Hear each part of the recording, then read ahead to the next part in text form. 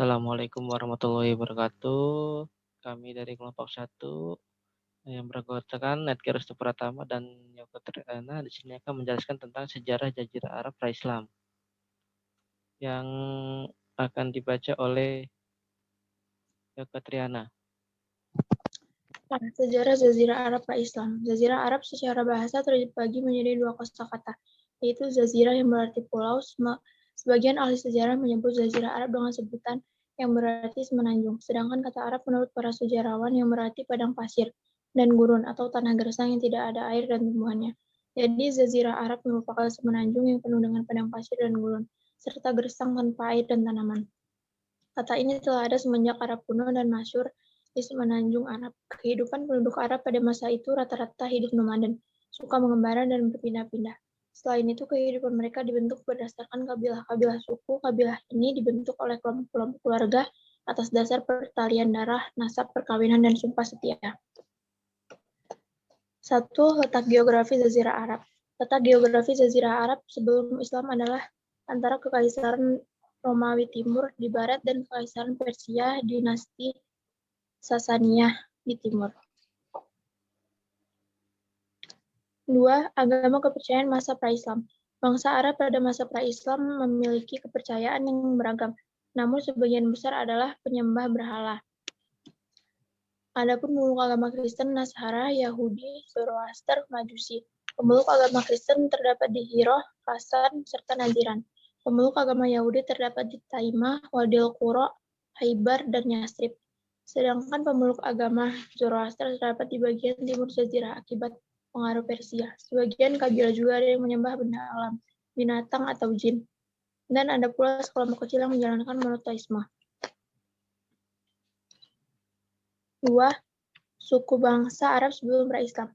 Bani Abd al-Dar merupakan keturunan dari Abd al-Dar bin Qusay, merupakan anak tertua dari Qusay bin Kilab, yang ditunjuk oleh Qusay sendiri untuk menjadi pemimpin kota Mekah dan menjaga Ka'bah sepeninggalnya. 2. Bani Adi adalah suatu klan atau bagian dari suku Quraisy yang menetap di Mekah. Bani Adi ini diturunkan dari Adi bin Ka'ab. 3. Bani Hatafan adalah suku kuno besar dari utara Madinah, dan dari mereka muncul suku Bani Abs dan Asgah dan Banu Tibyan. 4. Kerajaan Arab sebelum pra-Islam. 1. Kerajaan Yaman adalah salah satu negeri Arab yang subur. Bangsa Arab di Yaman adalah bangsa yang mempunyai peradaban tinggi. Mereka bersifat menetap, tidak nomaden, dan mendirikan kerajaan yang bertahan dalam waktu yang lama. 2. Kerajaan Hiroh adalah kerajaan kecil yang berada di bawah naungan Persia. Menurut Badri Yatim, kerajaan Hiroh dibentuk untuk melindungi kafilah-kafilah Persia dari gangguan suku Arab yang memeras dan merampok.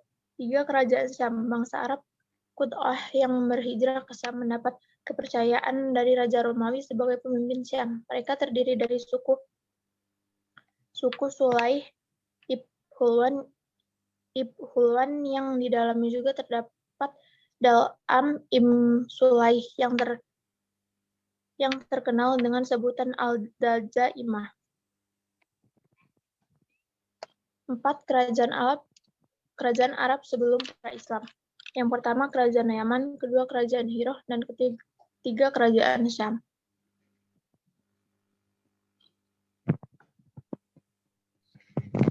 Sistem di Jazirah Arab. 1. Sistem sosial budaya Arab pra-Islam. Kondisi kehidupan masyarakat Arab pra-Islam secara umum dikenal dengan sebutan zaman jahili atau kebodohan. Orang-orang Arab sebelum kedatangan Islam adalah orang-orang yang menyentuhkan Allah, yaitu menyembah patung-patung yang berhala karena dianggap suci. Jika seseorang wanita melahirkan anak perempuan, maka akan dikubur hidup-hidup dan mabuk-mabukan, berzina, berjudi, dan lain-lain. 2. Sistem ekonomi Arab pra-Islam. Perekonomian yang berkembang di Arab pra-Islam yang sangat berarti adalah pertanian dan perdagangan. Di samping itu, perdagangan adalah hal yang penting dalam perekonomian Arab pra-Islam.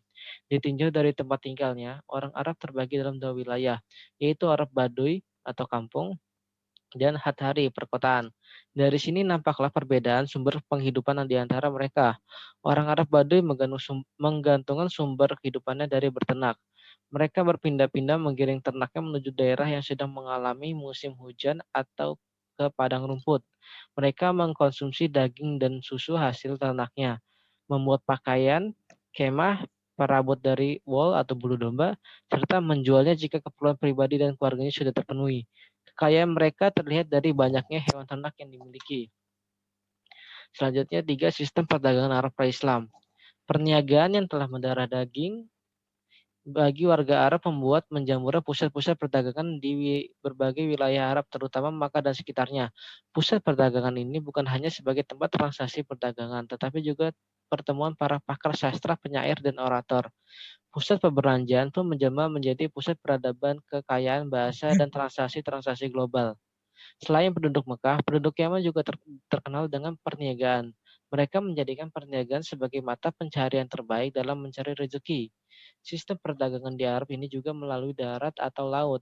Para pedagang ini pun menjajakan dagangan mereka kepada masyarakat-masyarakat sekitar tempat mereka tinggal atau masyarakat pendatang. 4. Sistem politik Arab pra-Islam. Politik merupakan proses terbentuknya sistem kekuasaan dalam suatu lingkaran masyarakat secara internal. Pada dasarnya, kondisi politik wilayah Arab pra-Islam mengalami pecahan atau dikenal dengan istilah otonomi daerah. Hal ini dikarenakan mereka tidak mengenal sistem kepemimpinan yang sentral yang mengukur segala urusan ke pemerintahan secara general. Fakta telah terbentuk sistem otonomi seperti kabilah atau klan yang berorientasi pada terbentuknya suku-suku.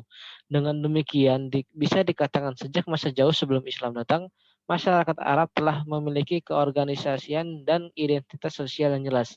Kondisi politik di wilayah pra-Islam erat kaitannya dengan pembahasan nasab, karena pada dasarnya terdapat 3 garis keturunan besar yang menjadi cikal bakal orang Arab, yaitu Ba'idah, Aribah, Mustaribah.